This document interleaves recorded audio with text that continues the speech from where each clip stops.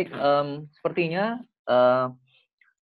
jam di sini, kebetulan waktu Indonesia bagian tengah, kita kebetulan berada di Ubud bersama tim, itu sudah lewat 1 menit, jadi kita bisa mulai nggih, Bapak Alit, Ibu Brenda, dan juga Bli Gosoke, kita bisa mulai.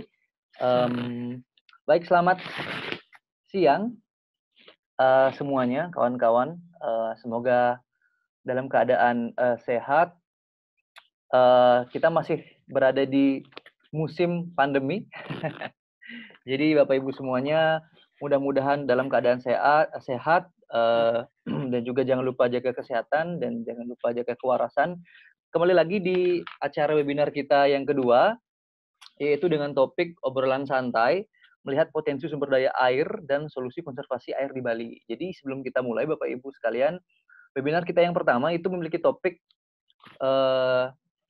mengetahui kondisi air di Bali. Jadi waktu itu sekitar 3 bulan yang lalu kita melakukan webinar yang pertama, itu kita mencoba untuk membuat isu air ini itu semakin semakin dilirik, semakin menggema. Karena kita ketahui secara bersama, mungkin isu air belum seseksi isu sampah, belum banyak yang melihat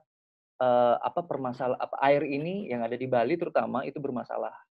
Makanya sudah sekitar 5 tahun IDA Foundation, Yayasan Hidup Selaras Alam Bali, memiliki ataupun menginisiasi yang namanya Bali Water Protection, yang dimana kita berusaha melihat isu ataupun mungkin banyak yang mengira ataupun banyak yang berpikir ya air masih belum bermasalah, tapi jangan sampai air itu bermasalah baru kita ngeh, baru kita peduli seperti itu. Jadi itu webinar kita yang pertama untuk melihat sebenarnya kondisi air yang ada di Bali seperti apa. Konklusi yang kita dapat di webinar yang pertama, memang secara kasat mata belum terlihat Bali memiliki permasalahan air.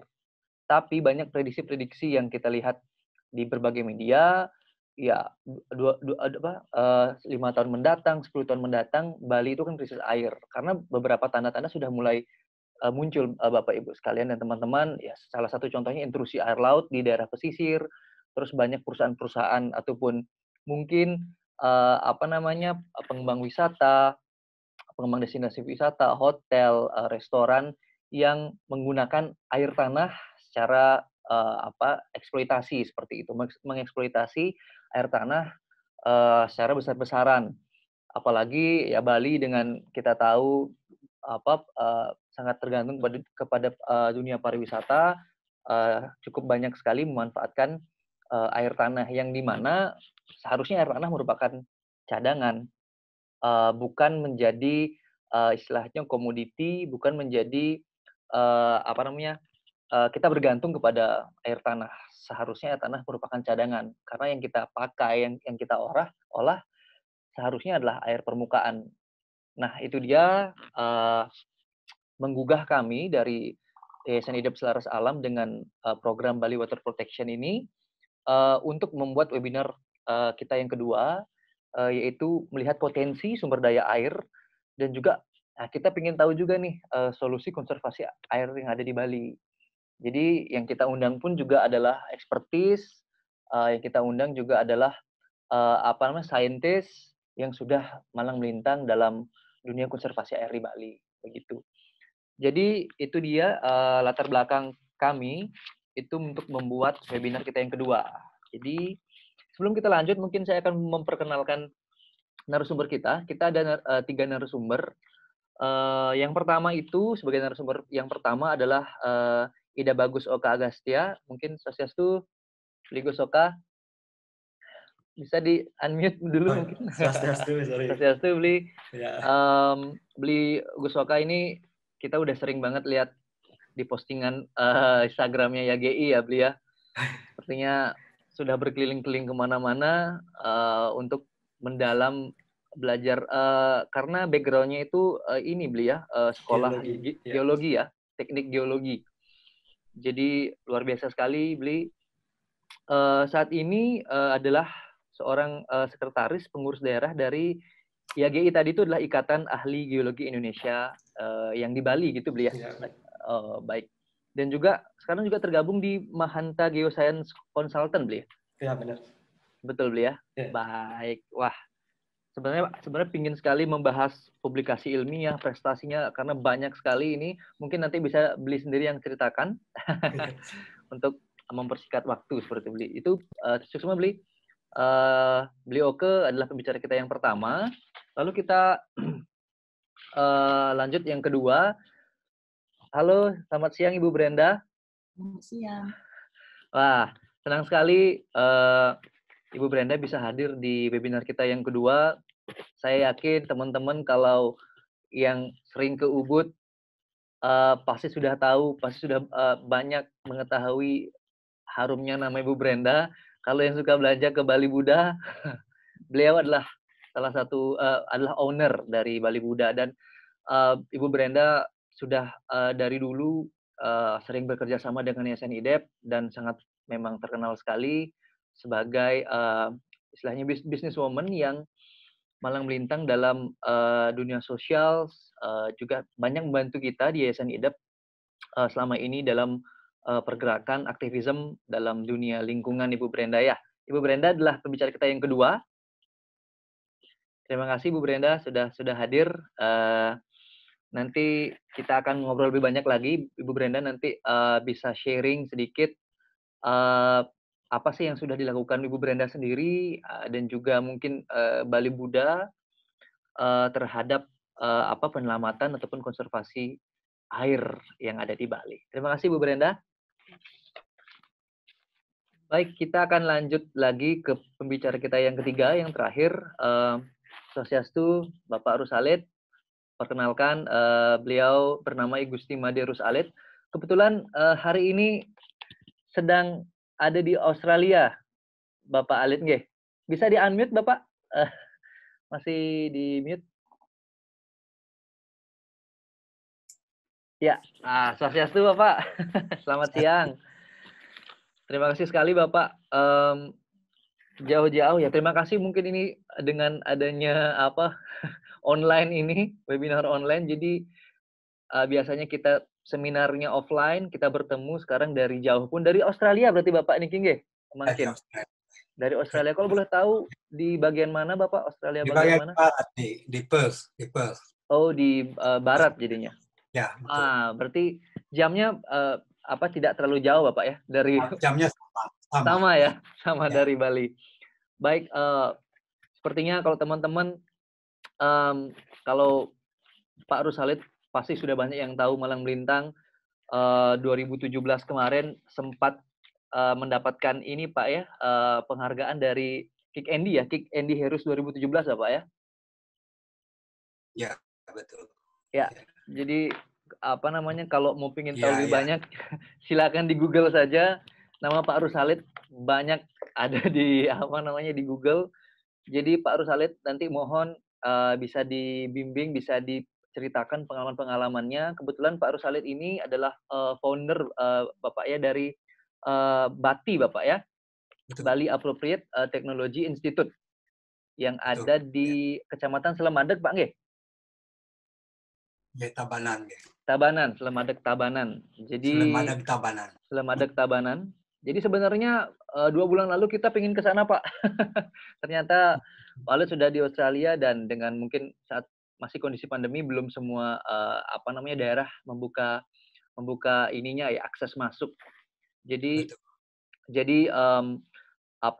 mudah-mudahan Pak Alid juga bisa bercerita nanti pengalamannya dan juga di Bati itu melakukan upaya-upaya konservasi yang ada di Bati dan juga pengalaman Bapak Alid seperti itu. Baik, teman-teman, untuk mempersingkat waktu, kita akan lanjut langsung saja.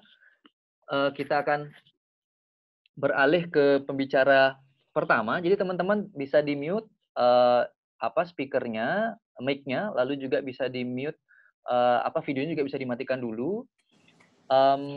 Jadi tiap tiap pemateri akan memiliki waktu sekitar 10 menit Jadi silahkan kalau ada presentasi bisa di di share screen pribadi masing-masing atau nanti bisa operator kami yang akan membantu. Baik, Bli Gosoke mungkin sudah siap untuk Oke, menjadi pemateri siap. yang pertama, nggih, Bli. Ya. Silakan waktu dan kesempatan kita berikan untuk Bli Gosoke. Silakan, Bli. Baik, terima kasih Pak Wahyu ya. Nggih. Oke, terima kasih Bapak Ibu sekalian dan terima kasih untuk IDEP dan BWP atas kesempatan yang telah diberikan ya di siang hari ini untuk saya sedikit berbagi cerita tentang bagaimana sih kondisi air tanah atau ya terutama air tanah ya yang ada di Bali. Nah, mungkin sebelumnya saya tergabung dalam Hanta Geosan Konsultan, yaitu memang konsultan yang bergerak di air tanah. Ya, awalnya itu didirikan di 2017 ya, yang memang pada dasarnya dulu saya background-nya adalah seorang di oil and gas, tapi akhirnya pindah ke Bali, balik kampung, lalu melihat ada problematika air tanah. Nah ini di sini menjadi hal yang menarik untuk saya gali lagi atau saya teliti lagi utamanya. Nah hari ini kita akan bicara tentang obrolan santai ya. Saya akan sedikit bercerita dan mengajak Bapak Ibu sekalian untuk lebih banyak berdiskusi nantinya. Oke, sebelumnya ini bicara tentang keterdapatan air sih, sebenarnya ini teori saja. Jadi pada dasarnya air itu kan ada jenisnya ada 3 itu. Biasanya kita ketemunya yang di darat itu kita sebut sebagai air permukaan dan air tanah. Nah beginilah siklusnya. Jadi memang keterdapatan siklus hidrologinya atau air hujan, terus prosesnya ini itu mempengaruhi bagaimana air itu, baik itu air permukaan atau air tanah itu dapat tersimpan dengan baik. Nah, yang menjadi pertanyaan adalah bagaimana ketika proses ini tetap sama, siklusnya tetap berlangsung, namun ada gangguan dari manusianya atau ada proses yang berubah yang mempengaruhi bagaimana air itu masuk atau menyerap ke dalam tanah ataupun mengalir di permukaan. Ini akan menjadi problematika yang kita hadapi ke depan. Oke, sebenarnya kita di tahun ini dan tahun depan kita mendapat namanya bonus demografi ya. Berarti semakin banyak orang, berarti semakin banyak yang butuh air. Nah, ini menjadi di Bali sendiri akan menjadi problematika atau kota-kota besar sebenarnya sudah menjadi problem yang cukup umum ya, karena bicara tentang air itu hajat untuk orang banyak, jadi itu hal yang penting. Lalu kita balik lagi ke keterdapatan potensi air di Bali. Nah ini saya kutip dari paparannya Kepala BWS Bali Penida 2019 waktu kegiatan IAGI waktu tahun lalu. Saya lebih ke arah sininya. Jadi kalau bicara potensi, berarti kita punya potensi air permukaan ini dalam detik dan ini dalam tahun. Nah, di dalam tahunnya kita punya sekitar 6.554 sekian juta meter kubik air permukaan per tahunnya di Bali. Lalu bagaimana dengan air tanah? Nah, air tanah justru lebih sedikit ya, 285,15 juta. Nah, ini bisa dibayangkan sebenarnya kita punya potensi melimpah di air permukaan dan kita punya potensi yang cukup ya di air tanah. Nah, jadi itu bahan pertama kita. Lalu bagaimana dengan siklusnya? Berarti kita bicara tentang bagaimana air itu bisa ada itu kan. Nah, air itu ada dipengaruhi oleh kondisi curah hujan yang ada. Nah, ini juga saya ambil dari BWS. Nah, ini adalah sebaran dari peta curah hujan kita yang ada di rata-rata tahun 1992 sampai 2019. Nah, berarti curah hujan yang peta yang berwarna biru ini berarti curah hujannya tinggi. Nah, itu ada di daerah tinggian kita, ada di Tabanan ini, lalu sekitaran Bangli, lalu di selatannya itu di sini. Nah, justru curah hujan yang terendah itu ada di daerah ini dan daerah ini berarti daerah Kelungkung. Nah, ini daerah di sekitar Gunung Agung dan ke selatannya. Nah, kalau kita perhatikan lagi kembali ke grafiknya, ya, rentan curah hujan di tahun 1992 hingga 2019, kita bisa lihat di sini bisa terlihat batas garis-garis tipis-tipis ini itu menandakan batas batas penentuan bulan basah atau bulan kering. Nah, kalau bulan basahnya itu berarti di sekitaran yang grafiknya tinggi, berarti itu ada di bulan Januari hingga Mei ya, dan justru bulan kering kita itu ada di bulan Juni hingga September. Nah, ini bisa diperhatikan di berarti bulan paling terbasah kita itu ada di tahun 2016, lalu paling terkering kita itu ada di 2014 yang ditandai merah ini. Yang menarik ada di 2019 ini, yang garis berwarna hijau ini, kurvanya itu turun ya, artinya lebih turun daripada yang 2014 di musim terkering. Nah, kita sebenarnya kita sedang menghadapi kondisi-kondisi perubahan cuaca ekstrim ya. Memang kekeringan itu juga menjadi hal yang cukup panjang di tahun-tahun 2020 ini. Nah, bagaimana di kedepan hari? Nah, ini diambil juga dari BWS itu bagaimana pemerintah juga memberikan atau ibaratnya untuk memenuhi kebutuhan air permukaan atau air ya, sehingga mereka membentuk fasilitas-fasilitas permukaan ini salah satunya sebagai bentuk upaya pemerintah dalam menanggulangi permasalahan air di Bali. Nah, ini cukup banyak ya, teman-teman bisa lihat ini di peta, dan penyebarannya juga cukup merata. Itu ada memang salah satunya ada di daerah-daerah yang tadi dengan curah hujan tinggi, namun ada juga yang memang di daerah curah hujan yang rendah ya. Nah, ini tentang fasilitas bendungan yang ada untuk air permukaan. Nah, bicara tentang air tanah, berarti bicara tentang cekungan air tanah. Nah, cekungan air tanah inilah yang mengontrol wadah dari persebaran air tanahnya. Nah, bisa dilihat, nah, cekungan air tanah yang terbesar itu adalah di CAT Denpasar Tabanan, lalu ada Amlapura, ada Tejakula, dan yang berwarna pink ini ya, warna merah muda ini, itu merupakan daerah bukan cekungan air tanah. Jadi secara kondisi geologinya atau kondisi buminya itu memang daerah ini termasuk daerah yang susah air. Nah, itu. Lalu, nah ini kondisi geologinya. Jadi hal-hal tadi itu, cekungan air tanah itu juga dipengaruhi dari keterdapatan batuannya. Yang mana memang di daerah Denpasar ini batuannya itu dikontrol oleh hasil aktivitas gunung api pada zaman dulu ya, di masa lampau, sehingga kondisi akuifernya atau kondisi jalur aliran air tanahnya itu lebih banyak mengarah ke selatan, sehingga kadang-kadang kita ini yang ada di daerah Denpasar atau Badung itu kadang-kadang lebih banyak mendapatkan airnya ketimbang teman-teman yang ada di sini, karena memang ini akan secara geologi dia menjadi daerah resapan atau daerah imbuhan. Nah, ini adalah penampangnya yang saya buat. Nah, penampang itu diambil dari utara itu ada di Bedugul dan sampai ke selatan itu ada di Nusa Dua. Nah, bisa diperhatikan kalau secara umum ini itu kondisi batuannya atau kondisi akuifernya itu dipengaruhi oleh akuifer tertekan dan hingga tidak tertekan. Sehingga dia akan mengalir dari daerah tinggian atau daerah resapannya atau daerah imbuhannya yang di daerah Bedugul itu mengalir hingga sampai di Seminyak atau di Kuta.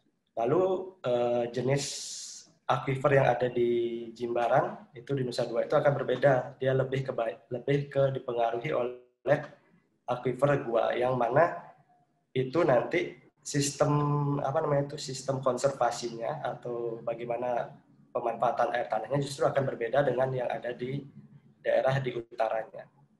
Nah, kalau kita bisa lihat di sini, ini saya ambil juga sebenarnya dari Google Earth ya. Saya buatkan sebuah simulasi sedikit seperti ini. Justru semakin ke selatan itu kondisi pemakaian air tanahnya atau kondisi bangunan atau ibaratnya kepadatan penduduknya makin tinggi ya. Yang justru daerah lepasannya juga banyaknya memang ada daerah sini. Nah, tapi bagaimana kalau ketika proses pembangunan itu akan pindah ke daerah resapannya atau daerah imbuhannya? Nah, bagaimana nih? Berarti kita kehilangan daerah resapan. Atau sebaliknya, ketika eksploitasi atau pemakaian air berlebihan di daerah ini, itu juga akan mempercepat air tanah yang masuk ke sini itu semakin cepat tersedot atau mengalir ke arah selatan, sehingga teman-teman atau masyarakat yang tinggal di daerah utara akan mengalami kekeringan atau mengalami penurunan muka air tanah. Nah, itu sifat hidrogeologinya dari kondisi geologi yang ada di Bali. Nah, ini peta hidrogeologinya. Jadi, simpelnya ini adalah ini peta yang menggambarkan bagaimana keterdapatan air tanah di Bali. Nah, kalau kita bisa lihat, daerah ini itu merupakan daerah yang memang kesulitan air tanah. Karena seperti tadi kondisi geologinya, kondisi batuannya mempengaruhi. Lalu daerah yang tadi seperti saya bilang, di daerah Denpasar, Badung, terus di sekitar Gianyar ini, Tabanan yang bawah, itu merupakan daerah lepasan, yang mana daerah imbuhannya itu ada berada di bagian tengah Pulau Bali ini. Nah, yang ini akan menjadi menarik, karena pada dasarnya sekarang banyak juga proses pembangunan yang terjadi di utaranya, kan, sehingga beberapa daerah atau daerah resapan sendiri itu sudah hilang, atau artinya sudah banyak yang terganggu. Terus banyaknya pemanfaatan air tanah di sini itu juga akan mempengaruhi. Nah, ini peta konservasi air tanahnya, jadi bisa dijadikan sebagai panduan yang dibuat oleh SDM, ya, Kementerian SDM. Ini sebagai bentuk panduan untuk kita bagaimana melakukan konservasi air tanah di Bali. Sebenarnya mudahnya adalah dengan tanda ini atau daerah imbuhan ini merupakan daerah yang artinya daerah yang perlu dikaji ketika ingin melakukan pengambilan air tanah atau melakukan eksploitasi air tanah, karena memang daerah ini merupakan daerah imbuhan atau daerah resapan dari air hujan untuk ke air tanah. Dan daerah berwarna biru ini merupakan daerah yang digunakan sebagai daerah pemanfaatan air tanah. Seperti daerah ini juga justru berada di daerah-daerah pesisir. Nah, ini ke problemnya. Jadi kita tahu tadi di awal kita cerita bahwasanya kondisi air tanah kita, potensi air tanah kita lebih sedikit daripada air permukaan. Kenapa kita tidak menggunakan air permukaan, lalu air tanah kita digunakan sebagai bentuk investasi di kedepan hari? Karena kita tahu ternyata kita tadi kembali ke grafik curah hujan itu, kita sebenarnya sedang mengalami sebuah krisis terkait kondisi cuaca ataupun kemarau berkepanjangan. Nah, kemarau berkepanjangan ini juga bisa diantisipasi dengan investasi air tanah tadi. Namun kalau misalkan sekarang air tanah digunakan berlebihan, itu menjadi permasalahan juga. Nah, ini ada 3 poin sebenarnya yang di-highlight adalah kondisi alamnya, lalu bagaimana masyarakat dan pelaku usaha, lalu regulatornya. Kita tahu memang alamnya sudah terbatas, kerusakan dan kondisinya seperti apa, terus adanya peningkatan kebutuhan air, sehingga makin maraknya pengambilan air tanah, lalu dari segi regulator, diperlukan kebijakan dan pengaturan terhadap pengambilan air tanah ini, untuk pengendaliannya dan pengawasannya seperti apa. Yang pastinya pemerintah juga nggak bisa bergerak sendiri, berarti teman-teman seperti di kita itu juga harus membantu untuk mengawasi dan ikut serta dalam untuk mengintegrasikan pengawasan konservasinya. Nah, ini saya ambil dari kemarin, saya ikut diskusi juga tentang urban hidrogeologi, ya. Dan saya ambil dari Pak Fajar Lubis, itu dari LIPI. Nah, ini menarik juga, sebenarnya beberapa permasalahan air tanah itu juga terjadi di kota-kota besar, ya. Seperti di Osaka, terus di Tokyo, Taipei, dan Bangkok, ataupun Jakarta di kita ini juga mengalami beberapa permasalahan air tanah atau hidrogeologi, terutama di daerah-daerah urban, ya, daerah-daerah perkotaannya. Nah, yang perlu di-highlight adalah dalam permasalahan itu ada beberapa tahap. Nah, tahap pertama itu ketika air tanah digunakan sebagai pemenuhan untuk kebutuhan untuk kota. Nah, ini kita sudah melewati tahap ini, kan, karena memang air tanah itu sekali lagi murah, mudah diakses, stabil, dan airnya cenderung bersih, kan, pada waktu itu. Lalu di tahap kedua, ketika mulai maraknya kegiatan pemanfaatan air tanah, maka akan mulailah timbul bencana air tanah akibat kotanya makin berkembang, makin banyaknya sumur air tanah, terjadi ada land subsidence atau penurunan muka air tanah, salinization, kayak tadi intrusi air laut seperti dibilang Pak Wahyu tadi, terus mulai berkurangnya kualitas air tanah. Nah, ini solusinya apa ya? Harus dilakukan kegiatan konservasi, terutama air tanah, sungai, dan air lautnya seperti apa. Lalu ada di tahap ketiga, yaitu untuk menanggulangi tahap kedua ini, maka dilakukan adalah penegakan peraturan air tanah. Nah, bencana air tanah ditegakkan dengan regulasi, sehingga kebijakan mengenai penyediaan air tanah itu untuk kota itu harus sudah baik lagi. Jadi sehingga regulasi ini untuk mengatur bagaimana air tanah sehingga biar bisa konservasinya berjalan dengan baik. Lalu tahap keempat itu adalah pemulihan daerah-daerah yang diregulasi atau yang memang dikonservasi. Nah, ketika sudah pulih, justru di tahap kelima ini timbul bencana baru. Nah, ini bencana baru timbul bencana baru, yaitu karena kelebihan air tanah, biasanya itu terjadi permasalahan pada konstruksi daerah-daerah yang punya infrastruktur bawah tanah ya, seperti kereta bawah tanah atau jalan bawah tanah, ataupun ada beberapa permasalahan seperti likuifaksi ya, untuk daerah-daerah yang memang punya potensi likuifaksi akibat gempa. Nah, kalau di Bali sendiri di mana sih sebenarnya? Kalau saya pikir di Bali sendiri ini baru di tahap 3 ya. Karena kita baru melakukan penegakan peraturan air tanah dan memang harapannya kita bisa sampai di tahap 4 dan stabil di tahap 4. Karena jangan sampai di tahap 5 yang mana justru kelebihan air tanah itu juga nggak bagus. Sehingga perlu di manajemen. Lalu terakhir, ini slide terakhir saya. Jadi sebenarnya solusi paling banyak yang sudah bisa ditawarkan nanti akan diceritakan oleh tadi Ibu Brenda dan Pak Rusalid yang lebih banyak pakarnya. Namun sejauh ini solusi jangka panjangnya memang kita harus berubah shifting dari pemakaian air tanah ke air permukaan. Nah, ini juga nggak bisa hanya kita aja, itu butuh kolaborasi antar stakeholder lainnya. Terus investasi air tanah atau menabung air tanah. Nah, ini juga sudah dilakukan oleh teman-teman IDEP dan BWP sejauh ini. Dan selanjutnya kita perlu manajemen air tanah yang paling penting. Lalu solusi jangka pendeknya sama seperti itu adalah pemetaan daerah rawan kerusakan air tanah di mana sepertinya udah banyak dari diteliti. Lalu pembuatan sumur resapan, sumur imbuhan atau biopori seperti di rumah kita masing-masing juga udah bisa. Lalu menjaga daerah imbuhan, mata air. Nah, ini mata air atau BJ ini juga menarik, menjaga air tanah menggunakan sistem warisan budaya ya, ataupun pemantauan sumur pantau. Nah, ini penting dilakukan untuk menjaga kondisi air tanah atau konservasi air tanah. Mungkin itu yang bisa saya sampaikan. Mohon maaf mungkin agak panjang tadi sedikit. Terima kasih. Mungkin lebih banyaknya diskusi nanti. Kita kembalikan ke Pak Wahyu. Iya, Bli.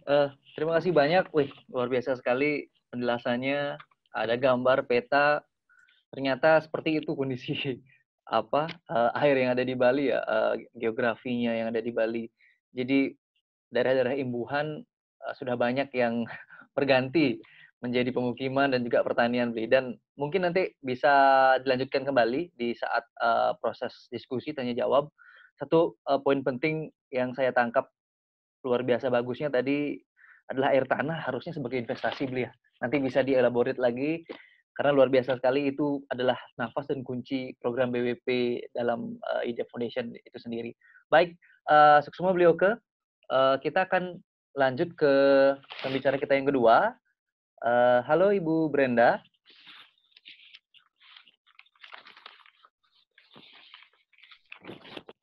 Baik, halo selamat siang Ibu Brenda. Sudah siap? Jadi Ibu Brenda silakan bisa diceritakan apa yang telah, mungkin yang sudah, mungkin atau ada rencana berikutnya tentang konservasi penyelamatan air di Bali seperti itu. Ibu Brenda silakan, waktu dan kesempatannya kita berikan. Silakan Bu Brenda. Terima kasih. Oke, baik. terima kasih sebelumnya udah diundang untuk mengikut webinar ini dan ngobrol santainya. Saya juga sangat merasa terhargai untuk ini ikut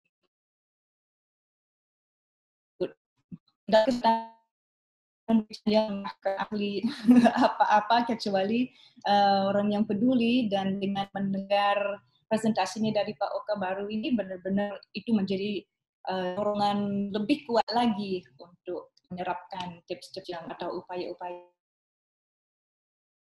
yang sama. Seperti Bapaknya cerita, semakin banyak adanya orangnya pengusaha, bahkan ada masyarakatnya, kalau memang kami tidak peduli atau salah menggunakan airnya, kan ya pengaruhnya buruk. Kadang-kadang kita tidak tahu apa yang harus dilakukan, dan memang itu yang saya mau bagi sedikit sih. Ada aja yang mungkin masih bisa ditambahkan mudah-mudahan, dan itu pun menerapkannya setiap hari di bisnis dan pun di rumah tangga tidak semudah untuk tahu aja kan, untuk terus meneruskan, perlu ketegasan. Ini mau bagi slide, ada slide pertamanya, saya akan ceritakan dikit tentang yang kami melakukan di tempatnya kami. Slide-nya di-share sama Dewi, kalau nggak salah. Katanya slide-nya di-share sama Dewi. Ya, sudah. Silakan Ibu. Ya, jadi ini sedikit upaya-upaya yang kami melakukan untuk menghindari pemborosan di perusahaan saya, yaitu Bali Buddha. Yang pertama, selain ini adalah yang berikut, tolong Dewi. Matikan air dan melatihkan staf Anda. Karena apa? Karena kalau ini sesuatu yang sangat sederhana untuk dilakukan, tapi kalau perhatikan di rumah sendiri atau di tempat usahanya ataupun di kantor kerjanya, seringkali tidak dilakukan. Misalkan orang itu sebenarnya kan dia bisa matikan air sambil dia pakai sabun. Sekarang kan kita semua harus cuci tangan sebelum masuk tempat, setelah keluar tempat. Tapi kalau air itu tetap hidup sepanjang kita juga membilasi tangan dengan sabun misalkan, kalau dihitung setiap detik, setiap orang yang ada di Bali itu kan jumlah air banyak. Misalkan kita bisa matikan keran air ketika kita pakai sabun, kalau tangannya sudah disabuni ya baru kita hidupkan lagi. Itu sesuatu yang sederhana, tapi kalau tidak diinfo kepada teman-teman yang ada di sekitarnya kita, dan kalau itu tidak dilakukannya, itulah air yang jadi lebih boros. Kita lakukan ini di tempat, di perusahaan, juga di rumah, juga saya ada klinik kebidanan, kami juga melakukan seperti begitu, dan itu memang susah, kadang-kadang juga harus sampai melibatkan HRD, dan juga memberikan sistem warning, kalau sekedar info aja tidak selalu cukup. Nah itu satu. Yang berikutnya, nomor 3, slide berikut, Dewi. Segera memperbaiki semua kebocoran. Ini juga kalau kita mau masuk kepada misalkan ke bandara, nomor 1. Kalau masuk, mungkin sekarang kan jarang masuk ke bandara, tapi kalau sebelumnya sering kali saya lihat ada toilet bocor, ada keran bocor, dan saya selalu laporkan kepada ini orang petugasnya yang ada di sekitar kamar mandi itu, karena kebocoran itu coba kita mau ke mall, mau ke kebun binatang, kadang-kadang di masjid, di tempat wudhu, itu kebocoran keran itu hampir selalu ada. Tapi kalau kita bisa mengontrol di tempat usahanya kita sendiri atau rumah sendiri, ya itu ada udah sesuatu. Jadi kalau kami kan itu ada sistem untuk mengecek semuanya berkala, mungkin itu setiap bisnis bisa buat agenda untuk memastikan bahwa tidak ada kebocoran di kerannya, di pipanya, atau matikan. Salah satu cara juga mematikan semua keran-keran yang ada dan perhatikan kepada meterannya. Kalau meterannya masih muter kan berarti ada kebocorannya. Jadi saya kira ini sangat penting untuk membuat agenda untuk memastikan ada kebocoran di mana, di tempat usahanya ataupun di rumah. Dan kalau ada di tempat umum, ya laporkan. Jangan capek udah melaporkan kepada petugasnya yang dekat. Karena itulah yang saya paling sering ketemu itu kebocoran itu di tempat-tempat umum. Berikut. Oh, ini yang sering terjadi. Ada pemborosan penggunaan air di dapur misalkan di tempat restoran. Biasanya sebenarnya kalau secara safety, kita sebenarnya ada barang beku, itu tidak boleh random di air sampai dia melunak lagi. Tapi ini memang sesuatu yang saya itu terjadi kebiasaan di mana-mana. Dan pertama untuk secara safety bukan ini caranya, dan keduanya jelas ada pemborosan air. Kalau setiap kafe dan restoran yang ada di tempat pariwisata melakukan hal seperti begini, ya itu luar biasa kan jumlah air yang ada, ataupun di rumah kan. Jadi kita harus mengatur waktu cukupnya supaya tidak perlu cepat merendamkan dalam air untuk menggunakan daging yang kan kita bisa taruh di luar sebelumnya di kulkas malam sebelumnya dan kita pakai besok harinya. Jadi cuma perlu planning sedikit. Kemudian kalau memang sampai misalkan harus cepat-cepat untuk menggunakan air seperti ini untuk merendam atau bagaimana di dapur, ya lebih baik kita pakai kembalinya ya minimal kita siram tanaman atau seperti bagaimana, tidak langsung di dapurnya. Ini sesuatu yang kecil-kecil tapi ini yang saya perhatikan yang sering terjadi di mana-mana, makanya saya rasa sesuatu yang bisa dipraktikkan oleh semua orang mungkin akan menjadi sedikit membantu. Berikut. Oke, mesin sekarang kan jarang ada orang pakai mesin cuci piring, tapi kadang-kadang ada. Jadi kalau kita punya itu harus tahu cara benar dengan pakainya. Atau kita cuci piring di kafe pun ada cara benar untuk cuci. Karena waktu saya tidak cukup untuk menjelaskan cara benar untuk mencuci piring, untuk menghemat air, silakan di Google aja. Banyak ada video YouTube mencontohkan cara kita bisa mencuci piring dengan bersih dan untuk menghemat air. Bukan misalkan yang paling sederhana jelas lah itu keran kan dibiarkan buka sambil cuci itu jelas. Tadi ada tips yang lebih detail daripada itu yang bisa dipakai oleh setiap rumah tangga, bisa dipakai oleh setiap usaha yang punya cafe untuk harus cuci piring, itu akan juga sangat membantu. Berikut. Oh juga ini kan sekarang karena ini bukan saya advertising untuk merek-merek tertentu, tapi kan sekarang ada pilih-pilihan bagaimana kita bisa memilih peralatan yang hemat air. Kalau nggak salah sih, ya contoh di toko-toko bangunan yang ada itu banyak sekali, sehingga dia memang keluarnya memuaskan untuk mencuci, tapi tidak sebanyak airnya dengan yang keran atau peralatan yang konvensional. Jadi kita tinggal tanya aja yang mana peralatan itu yang hemat air dan dia tetap akan berfungsi dengan sama baiknya, hanya penggunaan airnya menjadi lebih sedikit. Jadi ini penting untuk diterapkan di semua keran-keran ada atau alat-alat yang bersih yang ada di, kalau bisa di rumah dan juga di tempat usahanya dan juga ya di kantor, di mana-mana. Next. Oke, kalau kita punya misalkan ini sesuatu yang mungkin tidak terlalu dipikirkan, tapi yang saya maksud dengan melayani tamu secara efisien, misalkan kita merasa itu satu pelayanan yang baik untuk setiap tamu diberikan 1 gelas air minum. Tapi seringkali itu memang tidak diminum, sering sekali itu tidak diminum. Jadi selain kita membuang air itu, kita juga harus pakai air untuk mencuci gelas tersebut.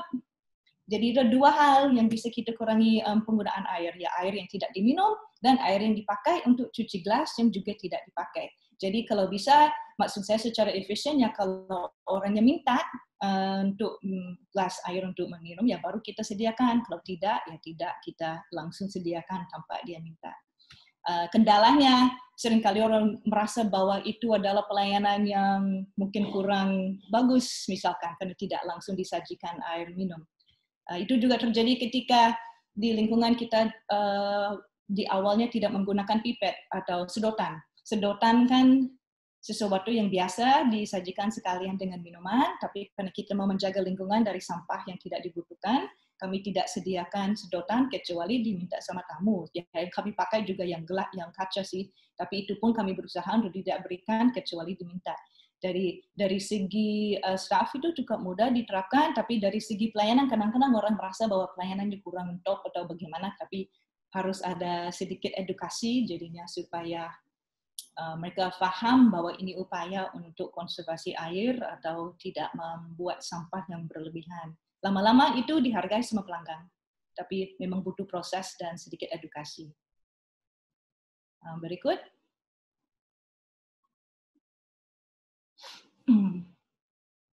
yang menggunakan ulang grey water yang sering kali yang kami terutama ada dari AC. Yang keluar dari AC itu biasanya dialihkan langsung ke tanaman-tanaman yang ada di sekitar rumah atau di sekitar kafenya. Kan biasanya ada tanaman-tanaman di luar, jadi sekalian kita alirkan kepada itu. Atau grey water seperti saya sebut tadi, kalau memang air itu sampai ada penggunaan air yang masih layak untuk siram kepada tanaman, misalkan ada orang-orang minum di kantor itu tidak diminum sampai dia mau pulang, kalau bisa ya dipaksakan minum sih, tapi kalau terjadilah besok pagi masih ada air di gelasnya, ya itu udah harus siram kepada tanaman, atau kemana tidak langsung dibuang di saluran air seperti wastafel dan lain sebagainya. Pokoknya gimana bisa dipakai supaya ada gunanya lagi. Terutama sih AC, kalau kita selain itu tidak terlalu banyak sih ada grey water, tapi tergantung usahanya seperti apa. Semua orang pokoknya bisa pertimbangkan apa yang bisa dilakukan dengan grey water. Saya lupa nama grey water bahasa Indonesia sih, tapi namanya apa? Ada yang bisa bantu namanya grey water? Ada nama yang lebih difahami? Grey water kan itu air yang tidak terlalu kotor, bisa dipakai lagi. Seperti itu dah, misalkan datang dari AC, kan tidak mungkin diminum, atau mungkin dipakai cuci piring kan tidak. Tapi bukan air dari toilet, karena air toilet itu jelas itu black water, kalau itu harus dibuang. Tapi grey water itu kan masih bersih, bisa dipakai minimal untuk siram, bisa pakai misalkan cuci mobil bisa, mungkin bisa pakai untuk siram-siram ke tanaman, tapi ya terbatas bagaimana pakai, tapi daripada dibuang ya dipakai untuk sesuatu yang bermanfaat. Oke, next Dewi. Ya, membatasi pemborosan air oleh staf. Ini kan cerita yang paling udah lama sekali saya dengar, tapi yang membuat saya sadar. Dulu BCA, waktu dia punya CEO yang paling baru, mungkin 2011, perhatikan bahwa setiap kali tinggal dari kantor itu ada sisa-sisa air yang di gelas stafnya, di mejanya, sehingga besok harinya dia langsung buat peraturan untuk membatasi air yang dipakai oleh staf. Yang dipakai maksudnya bukan mereka tidak boleh minum, jelas, tapi kan itu ada caranya untuk membatasi. Kalau mungkin dari dia seginya untuk mengirit, karena memang dia harus mengirit uang kan, tapi kalau dari kami mungkin lebih baik kita lihat kita tidak mau jadi pemborosan air, oleh karena itu akan membuat air lebih langka kan. Jadi bagaimana kita bisa membatasi pemborosan air oleh staf, artinya ya dipakai selain hanya dipakai untuk cuci-cuci tangan atau apa-apa seperti begitu, ya juga jangan sampai setiap dia pulang ada masih sisa air di botol atau di gelasnya yang ada di mejanya. Kalau paling bagusnya disuruh minum sampai habis, tapi kalau tidak begitu ya caranya bagaimana, masing-masing bisa buat ide bagaimana itu diterapkan di dalam kantornya. Oke, berikutnya. Ya, stop wasting food. Ini kan sangat penting sekali yang mungkin tidak dirasakan, tapi hampir mungkin sudah diketahui orang-orang yang mengikuti webinar seperti ini, tapi di TPA, di tempat pembuangan akhir, itu kan paling banyak yang ada limbahnya di situ makanan. Kalau itu memang saking banyak makanan yang dibuang, itu akhirnya kan yang buat makanan tumbuh kan adalah air. Jadi sekalian kalau kita buang banyak sekali makanan, artinya kita juga sedang membuang banyak makanan, artinya kita juga sedang membuang banyak air. Jadi bagaimana caranya supaya kita tidak berlebihan membuang makanan sehingga bisa mengirit pemborosan pemakaian air. Itu pun mungkin ada webinar tersendiri kalau membicarakan bagaimana caranya supaya tidak ada berlebihan makanan. Makanan itu kan bisa banyak sekali kan sekarang ada website untuk ini mengajarkan kita bagaimana untuk stop wasting food, tapi ini langsung ada kaitan dengan penggunaan air, karena jelas makanan itu tidak akan tumbuh atau tidak bisa diproses kecuali kita pakai air. Jadi ketika 80% pembuangan itu di TPA itu makanan, bekas makanan, itu artinya itu air juga terbuang. Jadi ini sangat-sangat penting. Caranya yang kita lakukan ya banyak cara, tapi seperti saya bilang ini adalah webinar mungkin tersendiri yang untuk bicarakan bagaimana kita tidak membuang makanan. Tapi yang paling penting itu kontrol ya, kita harus mengontrol pemesanan, kita harus mengontrol bagaimana berapa banyak itu berapa lama bertahan, bagaimana kita mewadah supaya dia tidak cepat membusuk, dan ya banyak kontrol, tidak bikin banyak-banyak karena kita mengejar penjualan. Kalau kita berdasarkan mau bikin banyak, berharap pada penjualan banyak, tapi buktinya tidak seperti begitu, ya semuanya juga rugi. Jadi kita harus punya program misalkan untuk perkirakan besok itu berapa banyak, atau kita harus rela kalau kita tidak bisa penjualan sebanyak bagaimana. Kalau saya sih lebih rela makanan saya habis di toko itu daripada malam-malam ada sisa. Itu mungkin salah satu mindset. Oke, berikut. Oke. Nah, ini yang saya mau sampaikan juga ke laut. Jangan lupa kalau kita membuat semua upaya ini untuk mengurangi pemborosan air, ini kan kita juga akan menghemat di biaya air dalam perusahaan jelas. Dan kalau bisa pembiayaan itu bisa dialihkan ke Bali Water Project. Ya kenapa tidak? Karena kita tahu semua upaya yang dibuat sama Bali Water Project itu langsung untuk mengalihkan buat recharge well dan konservasi air.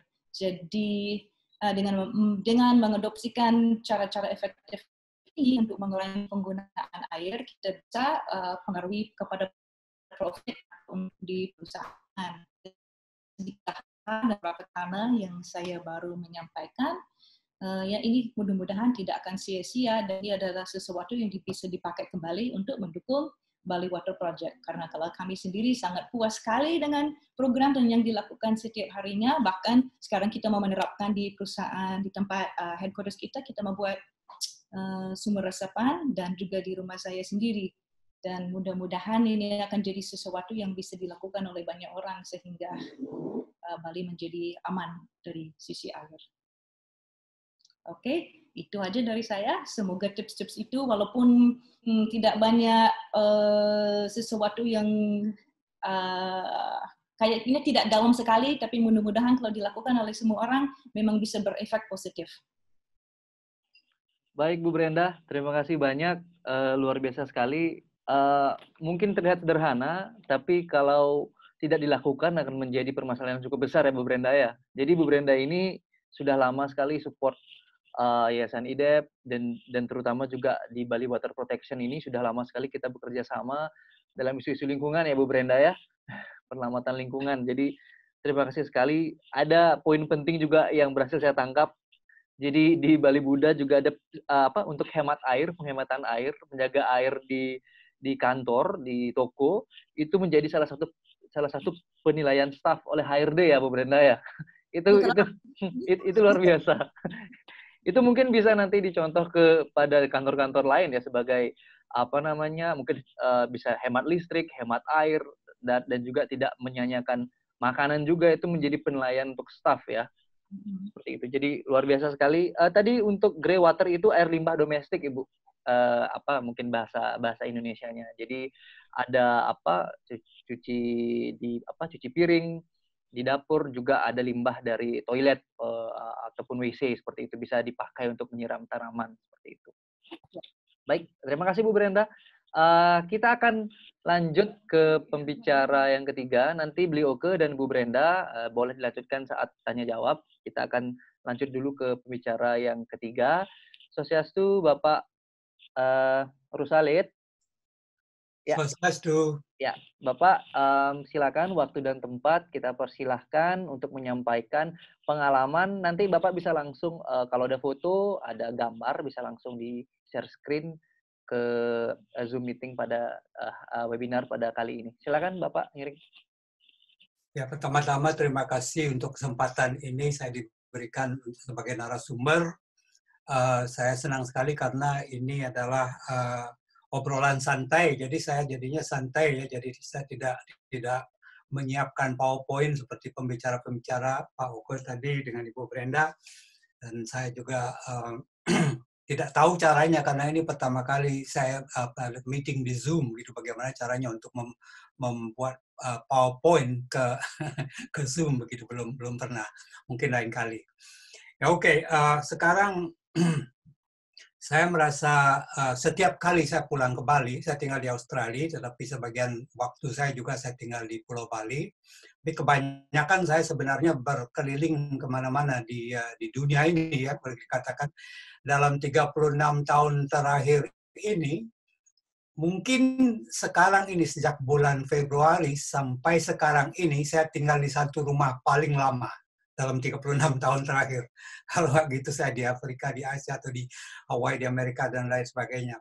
Untuk sebenarnya mengerjakan teknologi-teknologi yang sangat sederhana yang kami aplikasikan untuk membantu orang-orang terutama di negeri-negeri yang susah air seperti Ethiopia dan Eritrea dan lain sebagainya, di mana mereka itu sangat berkesusahan dengan air gitu.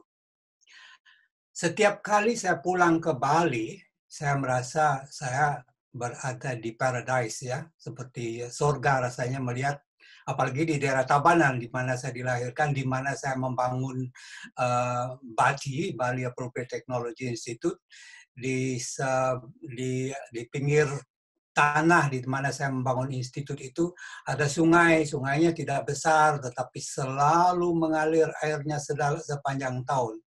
Dan saya berterima kasih karena tidak terlalu jauh dari center kami di daerah Gunung Batu Karu di situ, hutannya masih sangat pristine. Jadi kalau hujan, ya hutannya itu menyerap airnya sampai tidak langsung dia mengalir ke laut. Jadi ya sepanjang tahun sungai kami ada airnya begitu. Jadi merasa sangat berterima kasih. Apalagi kalau saya bandingkan dengan daerah-daerah di mana saya bekerja di Kepulauan Pasifik misalnya, di pulau-pulau yang kecil-kecil di situ mereka sangat tergantung dengan air hujan.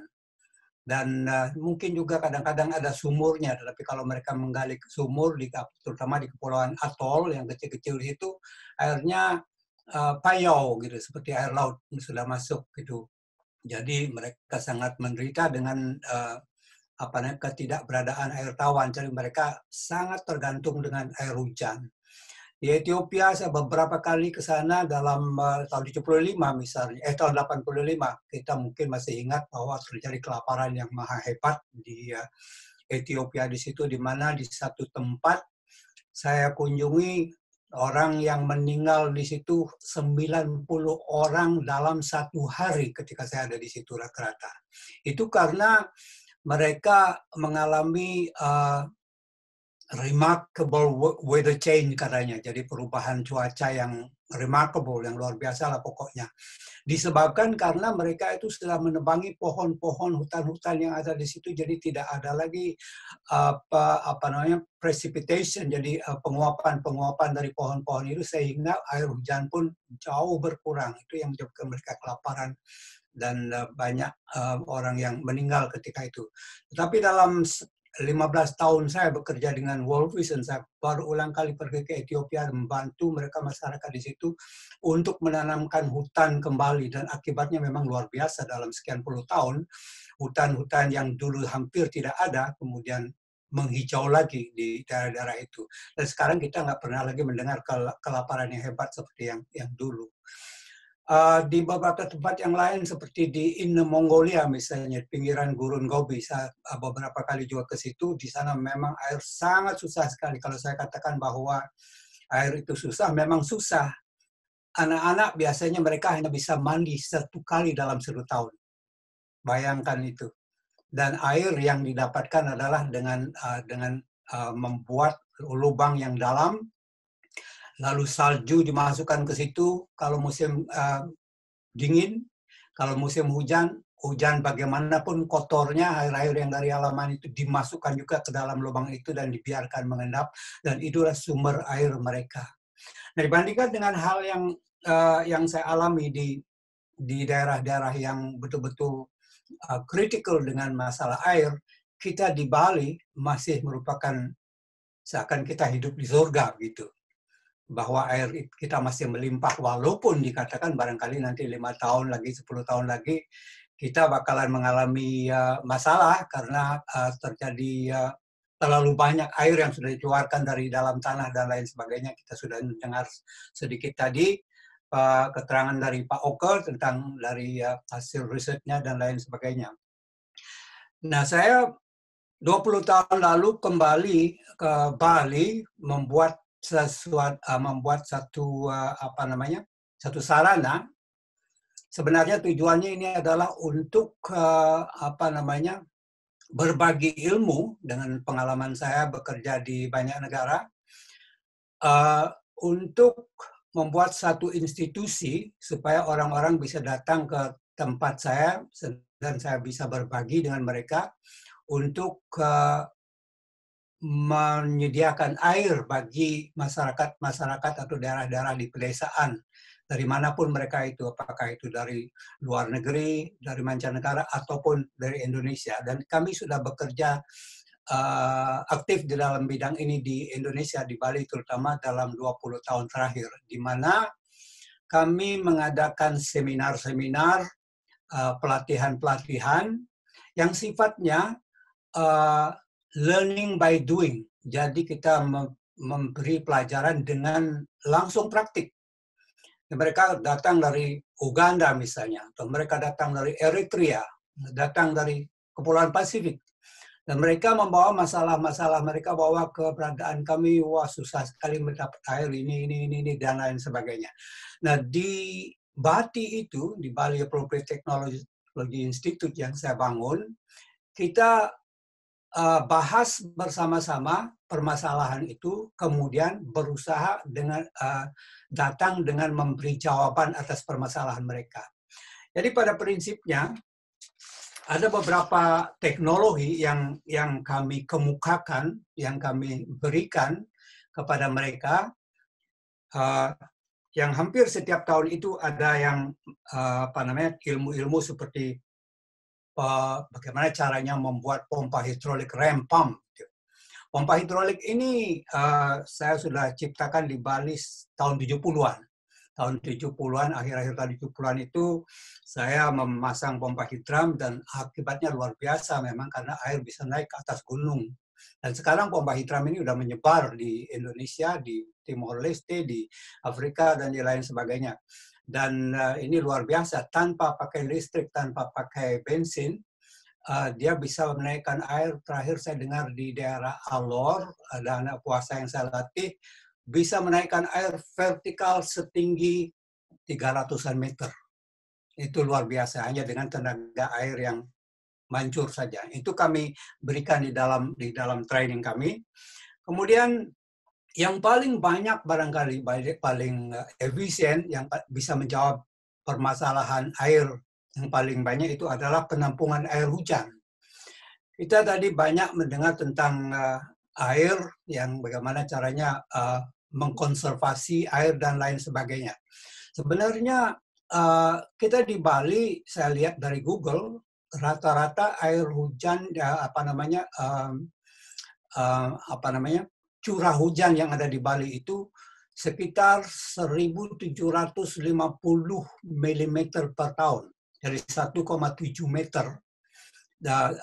Kalau di dalam 1 meter persegi air ruangan, itu air yang akan turun di dalam 1 meter kubik. Kalau katakan kita punya bak 1 meter kubik, tingginya 1 meter, lebarnya 1 meter, dan panjang 1 meter, itu di dalam 1 tahun akan penuh dengan air 2 kali lipat itu. Jadi hampir 2 meter kubik lah air yang akan jatuh pada permukaan 1 meter persegi. Jadi air-air ini sebagian dia jatuh air ini jatuh ke tanah kita, sebagian diserap oleh pohon-pohonan, sebagian kemudian terserap oleh tanah, tapi sebagian besar seperti kita lihat kalau musim-musim hujan, sebagian besar daripada air itu lari aja ke laut dan tidak dipakai. Nah, ini sebenarnya satu pemborosan yang besar kalau kita lihat. Dan bagaimana caranya? Dan karena ini saya lihat di mana-mana, apakah itu di Ethiopia, apakah itu di Gurun Gobi, apakah itu di Timor Leste misalnya, hujan air lewat, hujan air lewat. Dan kita mempunyai masalah ini selalu tiap tahun di Jawa, kebanjiran Jakarta kita dengar ya, kebanjiran lagi di daerah Jawa Tengah dan lain sebagainya. Itu sebenarnya pemborosan kalau kita. Bagaimana kalau kita tidak tangkap aja air itu? Caranya bagaimana supaya air hujan yang dari atap kita itu tidak akan langsung dia lari ke ke laut misalnya. Nah, dari situlah saya kemudian mengembangkan teknologi-teknologi yang sederhana di mana air yang katakanlah dari atap itu kita tampung di dalam tanah dengan teknologi yang cukup sederhana, misalnya seperti setahun lalu saya melatih satu grup orang dari Lombok. Mereka itu membuat penampungan air hujan, dan kalau tidak salah untuk 10.000 liter daya tampung, itu kita bisa membuat tangki dengan biaya sekitar 3,5 juta rupiah aja. 3,5 juta. Itu air yang masuk ke dalam tangki itu 10.000 liter itu kemudian kita protect sedemikian rupa supaya air yang masuk jangan terlalu kotor dan tidak ada lagi nyamuk-nyamuk atau lalat-lalat yang bisa bertelur di situ. Dan kemudian kita sediakan pompa dengan pompa yang kita buat sendiri, namanya pompa Rus yang dibuat dari plastik dan lain sebagainya. Jadi gampang untuk diambil. Jadi sangat mengurangi kontaminasi air yang ada di dalam tanah itu. Tapi kalau tanah itu terlalu susah untuk digali ke tanah berbatu-batu, misalnya seperti di daerah bukit, di daerah Nusa Penida dan lain sebagainya, maka kita juga mengajarkan untuk membuat tangki air di atas tanah yang dari ferrosemen. Ketebalannya sekitar 2,5 sampai 3 cm begitu. Jadi daya tampung kebanyakan yang kita buat itu adalah 6.000 liter. Itu pun biayanya hanya menghabiskan sekitar 6 sak semen. Itu bisa dibuat dengan sangat murah, boleh dikatakan mungkin sekitar 3,5-4 juta begitulah biaya untuk menampung air 6.000 liter. Makin besar tangki yang dibuat, makin kecil biayanya untuk menampung per meter kubik air yang ada di situ. Jadi ini laku sekali dan sekarang banyak diterapkan di banyak tempat oleh siswa-siswa atau mereka yang datang belajar dari kami. Nah, untuk di Bali, saya lihat di Indonesia dan di Afrika di mana-mana, sungai-sungai banyak. Kadang-kadang danau-danau juga banyak, tetapi airnya tidak layak untuk diminum. Karena, ya kan seperti tahun lalu saya ke Sentani, diminta oleh Bapak Bupati di situ untuk ikut memikirkan tentang keberadaan air di sana, karena orang-orang ya di Danau Sentani di situ mereka mempunyai rumah-rumah di atas air, itu rumah-rumah panggung.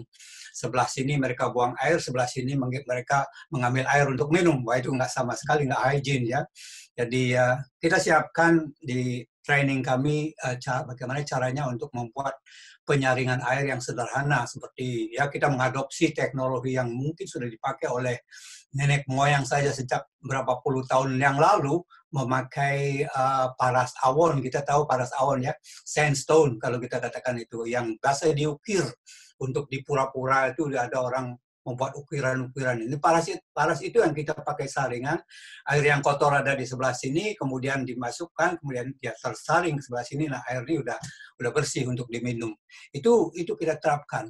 Kalau paras awon ini tidak ada, kita bisa membuat itu dengan pasir dan semen dengan campuran katakanlah satu bagian pasir dengan 10 satu bagian semen dengan 10 bagian pasir yang dicetak sedemikian rupa, nanti itu juga bisa dipakai sebagai saringan. Jadi teknologi kita sederhana sekali dan bisa sangat memperbaiki kualitas air sebelum diminum gitu. Nah, untuk penutup, karena mungkin waktu saya sudah hampir habis, 10 menit, tidak panjang. Saya ingin bercerita sedikit tentang pengalaman saya di Rwanda. Sekitar 5 tahun lalu saya diminta untuk ke Rwanda untuk melihat permasalahan air di situ.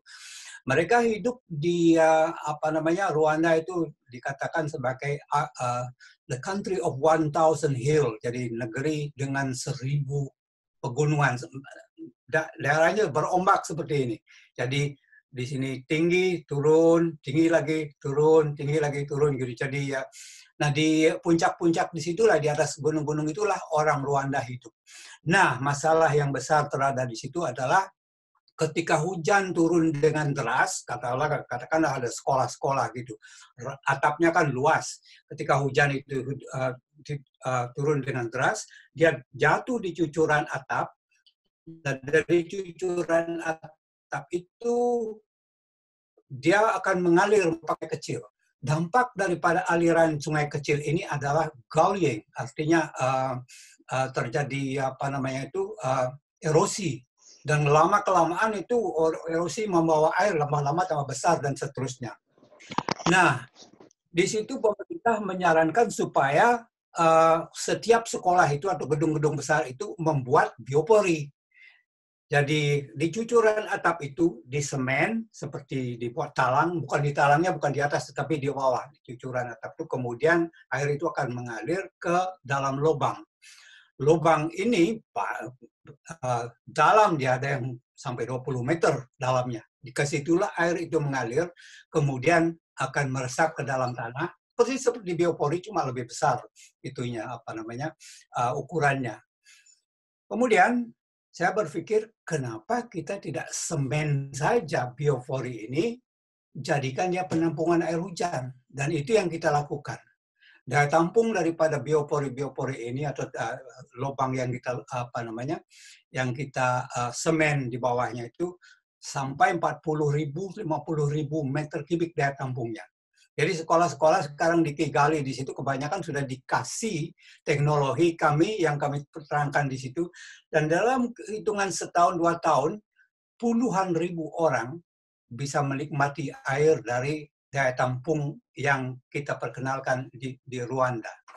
Nah, bagaimana kita dengan di Bali? Di Bali memang sebenarnya teknologi ini sudah ada. Kalau kita datang ke daerah Bali Selatan, di daerah bukit di situ, sebelum PDAM masuk di situ, mereka sudah memakai penampungan air hujan yang seperti ini. Tetapi sekarang karena PDAM masuk, ya mereka lebih suka dengan PDAM kayaknya, walaupun itu cubang-cubang itu memang masih ada. Di daerah-daerah Tianyar, Karangasem, dan lain sebagainya, itu juga mereka sudah memakai cubang-cubang. Kenapa kita tidak menggalakkan teknologi yang seperti ini? Dan mungkin ini adalah yang diintegrasikan di dalam pemikiran kita untuk konservasi air. Caranya memang menurut pengalaman saya ya, bekerja secara langsung dengan masyarakat, itu adalah datang kita ke situ, mengajarkan mereka teknologi-teknologi dengan langsung menunjukkan bagaimana caranya. Jadi yang saya latih banyak di Bati di situ adalah orang-orang yang tukang-tukang yang sudah biasa dengan bagaimana menggali, bagaimana melester dan lain sebagainya. Sederhana. Jadi itu kira-kira yang saya bisa bagikan untuk siang ini. Terima kasih banyak.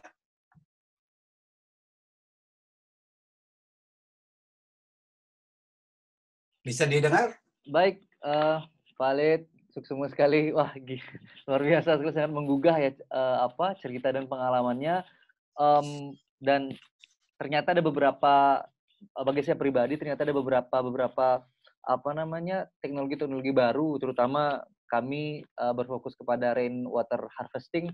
Ternyata ada pakai verosemen, ada yang ditampung, itu membuat menjadikan banyak tambahan lagi buat kami untuk bekerja di lapangan, Pak Rusalid. Jadi luar biasa sekali Pak Rusalid.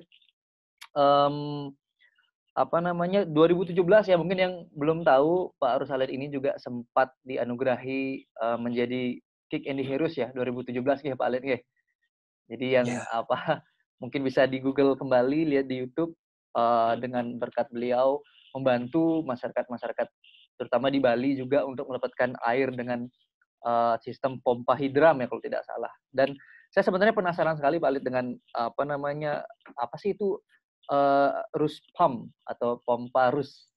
Mungkin nanti siapa tahu ada yang bertanya bisa diceritakan sedikit. Oh iya. Iya. Oh. Baik, mungkin nanti bisa dijelaskan mungkin lebih lanjut kalau ada yang bertanya. Mungkin sebelum saya buka sesi tanya jawab atau diskusi, tadi saya akan sedikit meralat tadi. Benar, tadi terima kasih sekali bantuannya. Grey water itu air limbah domestik yang tidak terkontaminasi dari feses ataupun kotoran manusia. Kalau yang biasanya yang black water biasanya yang dinamakan yang sudah terkena kontaminasi kotoran seperti itu, dan harus dilakukan proses sebelum aplikasinya kepada tanaman. Mungkin bisa melakukan pengendapan, terus ada juga teknologi wastewater garden untuk black water seperti. Terima kasih sekali bantuannya teman-teman. Baik, untuk sesi kali ini kita akan melakukan diskusi tanya jawab. Mungkin untuk ketiga orang dulu bisa langsung ada tombol reaction, bisa thumbs up atau raise hand. Mungkin teman-teman bisa langsung saat ini kita akan buka tanya jawab. Baik, yang pertama ada Pak Made Kartika, lalu yang kedua ada siapa? Mungkin kita lihat. Mungkin Bapak Maulana Ilham Pratama, yang kedua, yang ketiga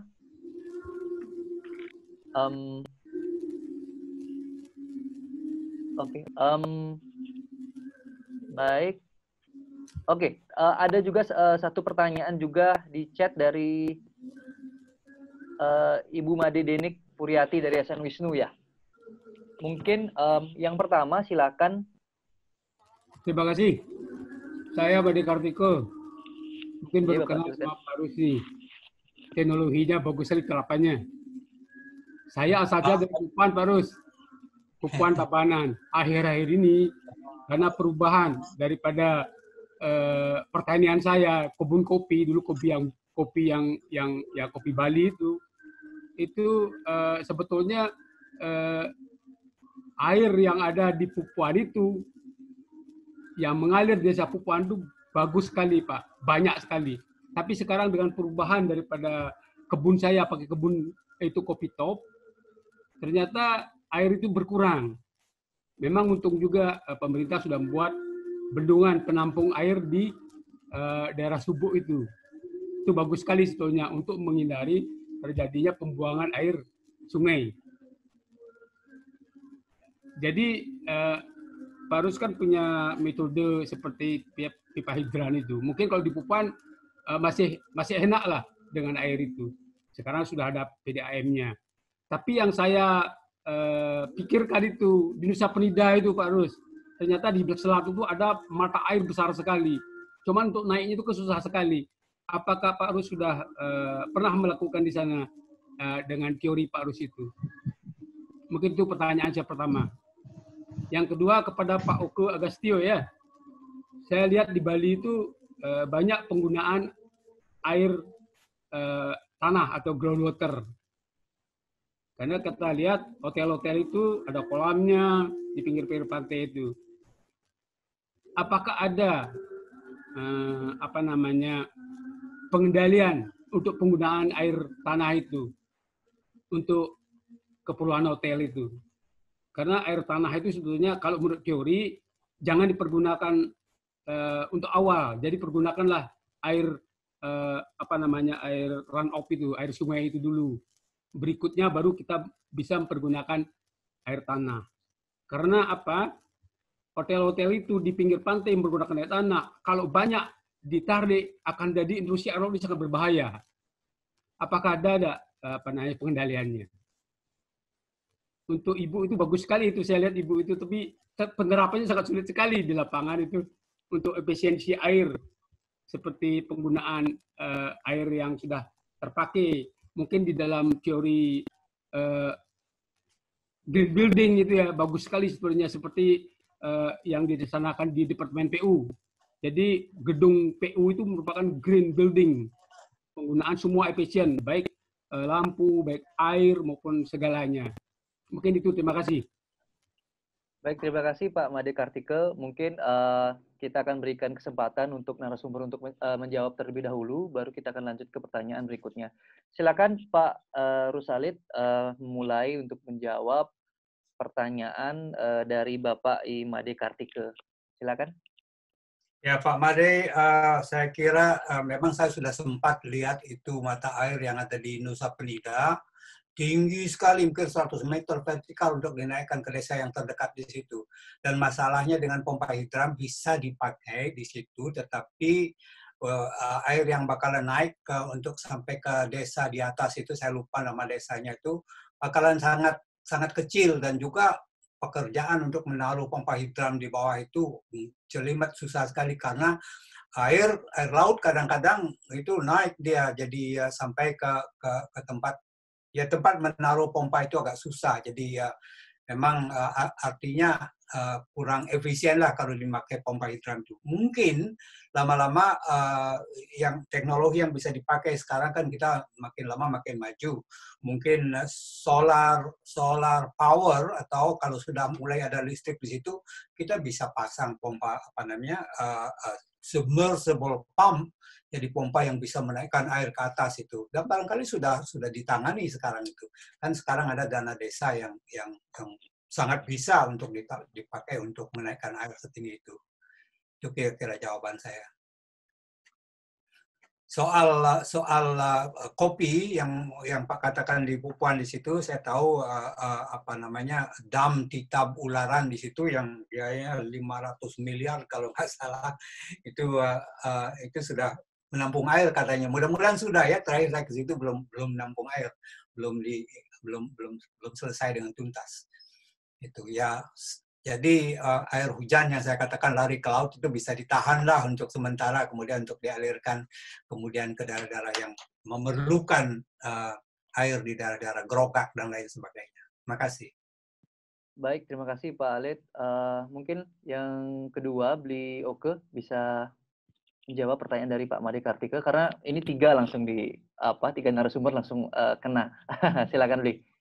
Di unmute dulu, silakan. Ya, terima kasih Pak Made Kartika atas pertanyaannya. Untuk permasalahan air tanah sebenarnya di Bali, kita kan seperti tadi yang sempat saya share nih Kak, memang kita sebenarnya masuk ke fase ketiga ya. Bagaimana ketika kita melewati fase kedua, ketika air itu sudah dimanfaatkan secara masif memang dengan aktivitas, baik itu pariwisata atau industri lainnya, ataupun kegiatan kita yang pada dasarnya kita manusia juga udah banyak di Bali kan, cukup penuh. Nah, lalu manajemen itu udah ada dari pemerintah sendiri, itu udah ada regulasinya terkait pendataan, bagaimana mendata sumur-sumur bor yang sudah existing, terus berapa mereka pengambilan air tanahnya, itu sepertinya udah ada datanya di Dinas SDM Provinsi di Bali ya.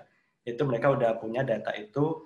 Nah, yang menjadi permasalahan di lapangan, seperti biasanya kita ketemu di lapangan itu adalah justru masalahnya adalah di lapangan sumur-sumur yang sudah existing itu ternyata rekonstruksinya itu tidak sesuai, artinya memang tidak kompeten, karena memang ketika dibangun mungkin tidak ada analisa yang lebih mendetail ya, sehingga kadang-kadang sumur-sumur yang cukup dalam itu justru mengambilnya terutama pada aquifer bebas, yang dimana aquifer bebas itu digunakan untuk sebenarnya untuk kegiatan rumah tangga.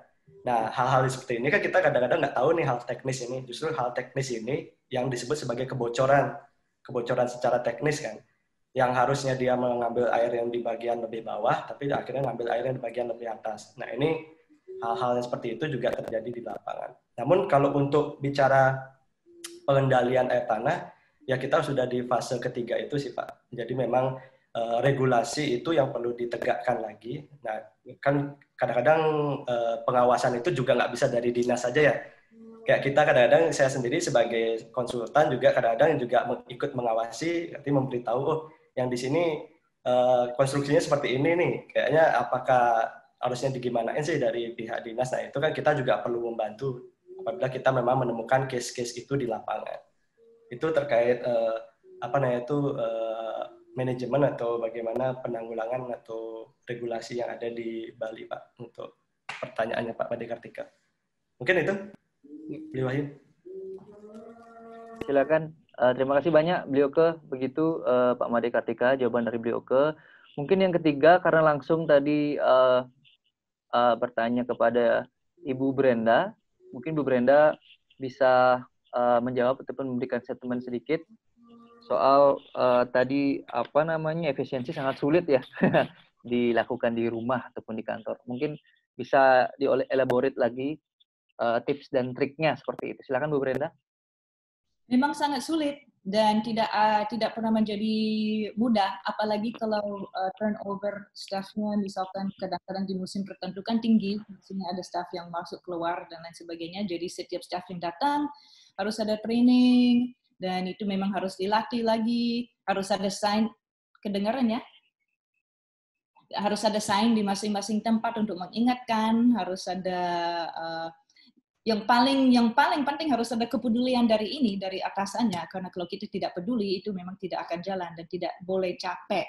Yang memang sering terjadi, kita jadi lalai karena kita capek dengan mungkin hal-hal yang lainnya, sehingga misalkan saya ikut webinar seperti begini dengan dengar ceritanya dari Bapak Rus Ali dan Pak Oka, itu juga menjadi dorongan kuat lagi untuk saya untuk menegaskan kembali lagi dan nanti ceritakan ke staff apa yang saya dapat belajar di sini, dan tidak bisa capek dan tidak akan pernah selesai. Memang harus dilakukan secara berkala dan diulang-ulang untuk membuka kesadaran dan mengedukasikan kepada semua keluarga yang ada di rumah atau pekerja yang ada di tempat perusahaannya kita. Itu cuman sesuatu yang harus dilakukan berkali dan kali, tidak selesai dengan satu kali. Harus jadi rutinitas dan kita harus cari inspirasi. Dan kalau bisa saya sih menerap yang kita kalau bisa cari orang, misalkan HRD saya kan juga sangat bagus saat ini dan dia semangat karena dia merasa bahwa semua ini memang sangat penting karena dia juga cinta Bali dan peduli dengan semua yang kami menerapkan di sini. Jadi kalau bisa pilih orang juga yang punya kepedulian yang sama, itu juga sangat membantu. Tapi itu menjadi salah satu persyaratan untuk upper management-nya, supaya itu bisa turun-menurun kepada staff yang di lapangan. Jadi tips and tricks itu diulang-ulang, buat PowerPoint, ikut begini, sharing info berkali-kali, dan tidak boleh capek. Harus tetap menggali inspirasi lagi dan lagi dari acara-acara seperti ini. Baik, terima kasih Ibu Brenda. Telah menjadi sudah lengkap jadi Pak Made ya pertanyaannya, karena langsung ketiga narasumber. Terima kasih sekali Pak Made atas pertanyaannya. Ibu Brenda juga terima kasih sekali atas jawabannya dan statementnya. Kita akan beralih ke pertanyaan kedua dari Bapak Maulana Ilham. Silakan Bapak Maulana Ilham untuk bertanya. Bisa langsung ke spesifik ke narasumber atau nanti satu pertanyaan bisa dijawab oleh ketiga narasumber kita. Terima kasih. Silakan. Oke. Baik, terima kasih. Perkenalan, nama saya Maulana, Bapak Rus Alit. Begini Bapak, jadi saya coba membawa keresahan buat teman-teman mahasiswa, terutama yang di Jimbaran. Itu kalau teman-teman di Bukit Jimbaran itu bagi saya ketergantungan terhadap PDAM gitu.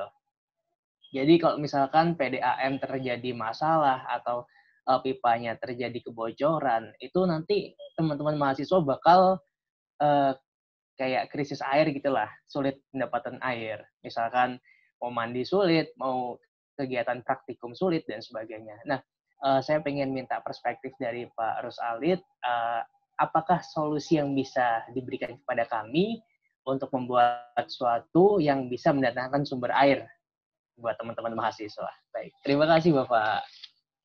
Ya, terima kasih Mas Maulana Ilham ya. Iya, karena betul. mahasiswa. Kebetulan saya juga merasakan krisis air, kekurangan air yang sama waktu masih kuliah di Jimbaran juga. Di Jimbaran. Ya, terima kasih. Silakan Bapak Rus Alit. Ini keresahan adik-adik mahasiswa. Sekiranya dari dulu sampai sekarang semacam lagu lama tapi belum terselesaikan sampai sekarang. Silakan Pak Rus Alit. Ini jawaban yang mungkin saya bisa kasih. Tadi saya sudah kasih tahu sebenarnya. Kita buat tampungan air hujan untuk cadangan di masa-masa yang tidak ada air. Jadi mungkin pakai drum atau kalau bisa menerapkan ilmu kami dengan membuat teknologi dari ferrosemen, sebenarnya tidak terlalu mahal. Itu bagus sekali dan kami kira itu adalah satu daripada jawaban. Jadi karena karena PDAM itu permasalahannya bukan hanya sekali dua kali aja, mungkin akan berkelanjutan. Apalagi ya kalau di masa depan itu kita sudah dikatakan bahwa air tanah itu akan terus turun. Jadi itu bakalan menjadi masalah yang bakalan berkelanjutan. Lalu jalan yang kedua barangkali ya, kita harus belajar mengirit air. Saya pernah tinggal di Ethiopia berapa bulan di situ. Nah, ongkos hotel saya ketika itu kalau nggak salah $5 untuk menyewa satu kamar. Tapi kalau saya mandi, di-charge di $5 tambahan, karena air sangat susah. Jadi gimana caranya selama sekian bulan saya ada di Ethiopia, saya terpaksa harus bisa hidup dengan air katakanlah hanya 10 liter dalam satu hari. Kita yang biasa dari Asia ya, mandinya 2 kali dalam satu hari itu, waduh, bukan main, ini parahnya setengah mati. Jadi saya pakai lap aja gitu, jadi untuk satu ember itu saya bisa pakai untuk 2 kali untuk ngelap badan. Nah mungkin itu harus diperhatikan, kita belajar ngirit ya, jangan kita sampai mandi terus sampai banyak menghabiskan air, itu barangkali. Jadi satu, konservasi air, nomor 2 ngirit pemakaian air seperti tadi dikatakan oleh Ibu Brenda ya, jadi ngirit sengirit-ngiritnya dengan air. Terima kasih. Baik, Pak Rosalit, terima kasih sekali atas tanggapannya dan jawabannya. Memang betul, hemat air dan konservasinya menggunakan air hujan seperti itu. Jadi sebagai ini ya, mahasiswa tidak hanya irit dalam urusan makan, urusan perut, tapi urusan air pun juga harus senantiasa istilahnya lebih bijak lah menggunakan air dan memanfaatkan air-air permukaan, potensi-potensi air permukaan seperti di air hujan seperti itu. Terima kasih Mas Maulana Ilham untuk pertanyaan nomor 2. Dan pertanyaan nomor 3 dari Ibu Made Deni Puryati. Sebenarnya pertanyaannya adalah sampai kapan sih kalau tadi ini saya baca dari grup chat, saya rangkum sedikit, sampai kapan sih seperti Pak Alit tadi katakan Pulau Bali ini menjadi pulau surga seperti itu ya. Dengan beberapa perubahan-perubahan zaman, perubahan-perubahan sosial dalam kehidupan masyarakat Bali, terutama dalam pemanfaatan air dalam kehidupan sehari-hari. Karena kebetulan sepertinya Bu Made Deni ini mencontohkan di Nusa Penida sampai sekarang cubang air masih sangat eksis dan masih tetap digunakan sampai sekarang. Jadi pertanyaannya sampai kapan sih Bali ini akan bisa bertahan seperti itu? Mungkin nanti bisa dijawab oleh beliau juga, Bu Brenda juga sesuai dengan background dan juga pendapat masing-masing. Silakan Pak Rosalit untuk mendahului. Silakan. Sampai kapan? Coba bisa diulangi lagi. Sampai kapan kita Bali ini sampai kapan kira-kira Bali ini akan bertahan menjadi pulau surga? Kalau perubahan pemanfaatan airnya dari leluhur kita sampai sekarang itu sungguh jauh berbeda, lebih boros dan kurang bijak lah seperti itu. Selama kita itu boros dengan air, kita itu membuang-buang air dan tidak menangkap air yang diberikan oleh Tuhan kepada kita, air yang jatuh itu kita tidak manfaatkan dengan baik, maka kita bakalan cepat sekali masuk ke dalam neraka kekurangan air. Jadi saya kira untuk untuk baiknya ya itulah kita menyiapkan diri sebelum jadi tampung air hujan sebelum terjadi kekeringan, terbalik dengan sedia payung sebelum hujan. Jadi itu kira-kira. Jadi saya kira kalau kita melihat dari curah hujan yang ada, seperti kami hidup di Australia sangat kering.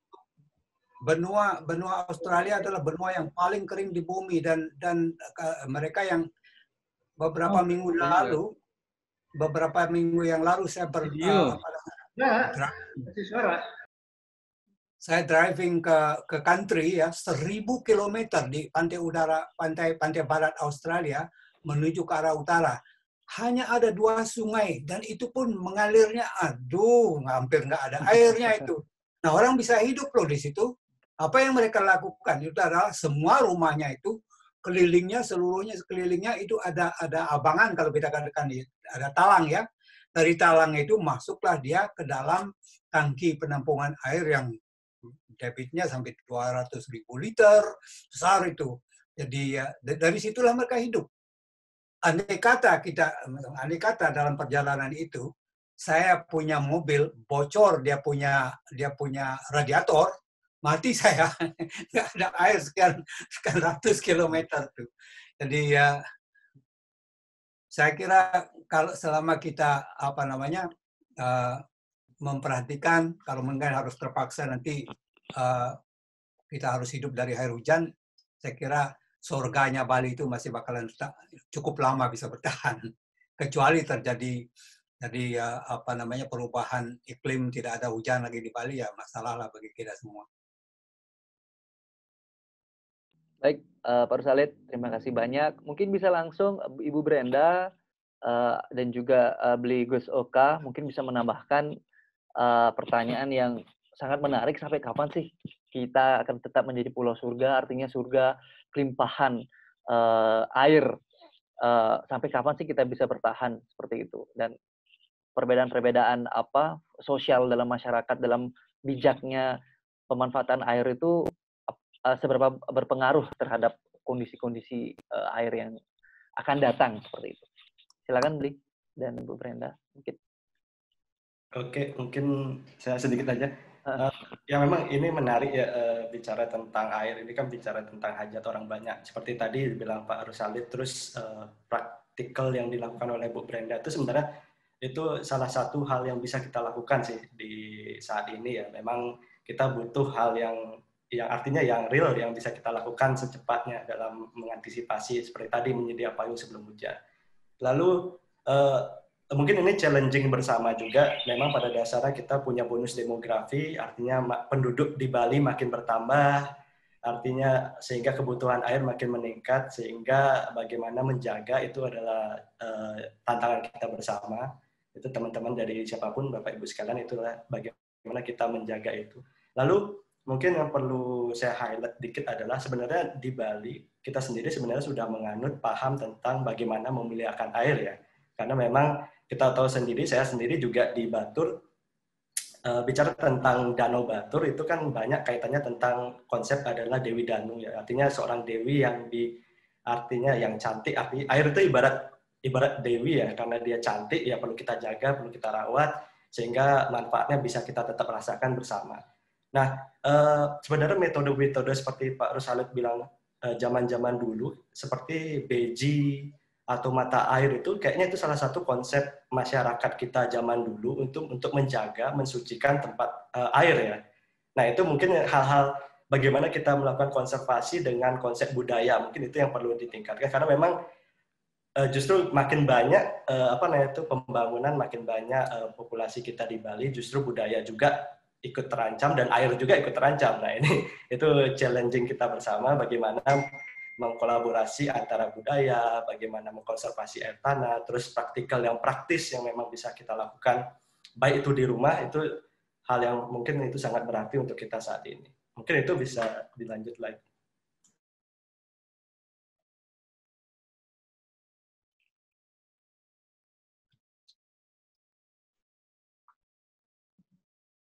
Silakan Bu Brenda.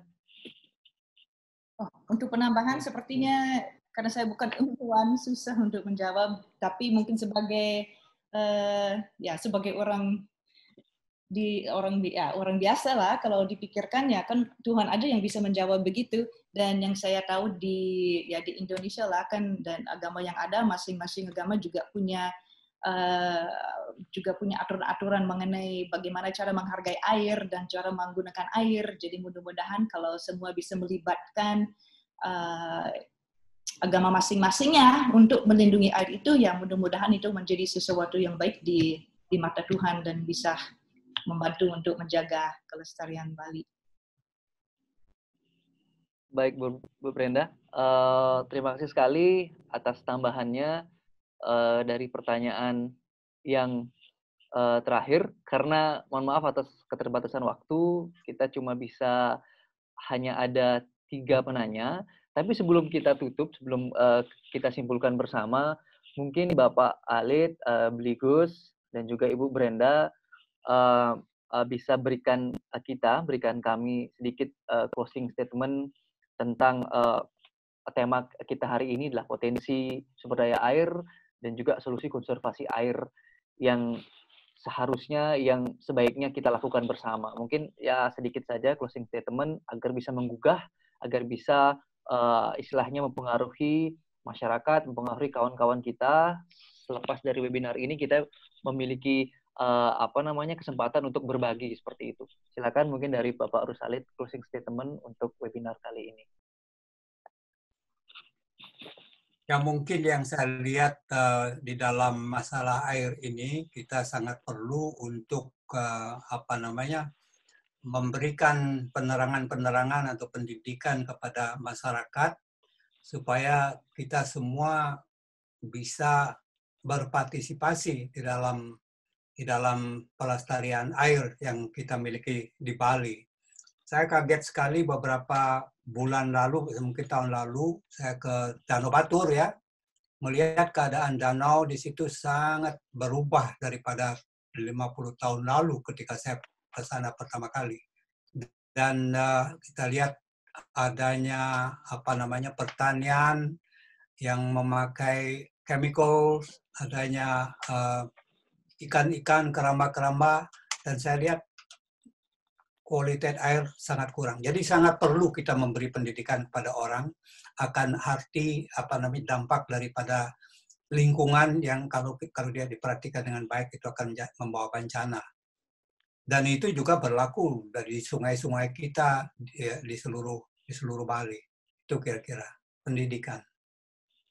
Baik, Pak Rusalid, lebih kepada pendidikan ya, artinya penyampaian informasi yang inovatif dalam upaya konservasi air di Bali khususnya dan Indonesia umumnya. Terima kasih, Pak Alit. Silakan, Bligus, closing statement untuk webinar kita hari ini. Baik, terima kasih. Mungkin closing statement-nya ya seperti tadi. Karena zaman kita udah zaman teknologi ya, memang kolaborasi itu sangat penting. Jadi baik itu pemerintah ataupun teman-teman stakeholder ataupun siapapun kita, memang kita nggak bisa bergerak sendiri-sendiri ya. Artinya perlu kolaborasi. Yang penting tujuannya kita sama. Memang artinya masalah air itu ada di depan mata. Yang penting adalah bagaimana kita berkolaborasi bersama itu untuk tetap menjaga sumber air kita ataupun konsistensi air kita yang ada di Bali. Mungkin itu. Terima kasih. Baik, beliau terima kasih. Closing statement-nya luar biasa sekali. Silakan, Ibu Brenda, sebagai closing statement yang terakhir dibagikan kepada kita semua. Silakan. Baik, ya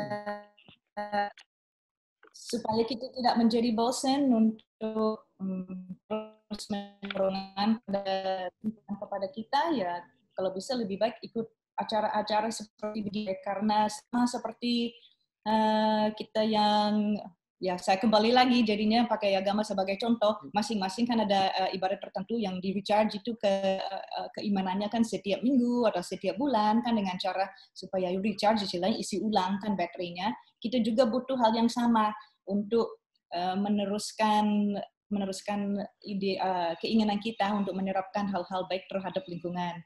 Jadi selain ya mungkin kita bisa juga menerapkan hal-hal yang ada di agama masing-masing, kita juga bisa ikutkan acara seperti begini untuk isi ulang kita supaya menjadi dorongan lagi untuk menyampaikan kepada teman-teman yang ada di lingkungan kita. Karena bagi saya sendiri juga begitu, misalkan selama pandemi ini semuanya kan agak sepi, mungkin terjadi lebih lalai bagaimana, tapi ketika ikut acara seperti ini misalkan kita kan jadi dorongan lagi untuk ulang lagi, menyampaikan lagi, dan mungkin men-sharing hal-hal yang saya dapat dari acara ini untuk menyampaikan kepada teman-teman di lingkungan saya. Jadi semoga semua bisa bisa mendapat inspirasi dari masing-masing dan tidak capek untuk mengadakan acara.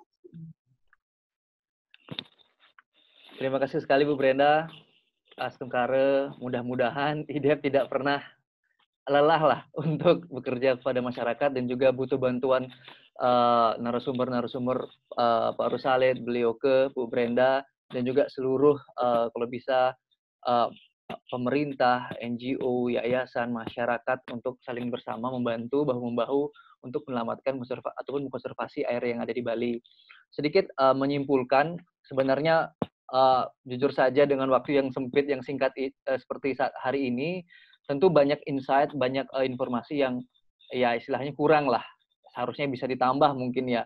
Tapi dengan keterbatasan waktu, saya coba untuk merangkum teman-teman potensi air, terutama kita mengkhususkan yang ada di Bali itu luar biasa banyak, terutama air permukaan. Sudah banyak sekali contoh-contoh nyata. Pak Alit sudah bercerita di desanya di Pupuan, di Selemadeg, itu sudah membuat mengkonservasi dengan secara lokal, secara lebih mudah untuk mendapatkan air dengan menggunakan potensi-potensi air permukaan. Terus tadi juga teman-teman Bu Brenda juga bicara soal grey water, ada juga black water dari rumah tangga, dari kantor, itu sangat bisa sekali dimanfaatkan untuk kebun, untuk pertanian juga luar biasa potensinya. Juga beliau luar biasa beli curah hujan, kondisi-kondisi air sampai ada petanya, itu sebenarnya sangat informasi itu ada, tapi mungkin belum banyak yang bisa mengakses. Mudah-mudahan berikutnya kita bisa undang kembali, kita bisa berbicara lagi, dan untuk diketahui oleh orang-orang banyak.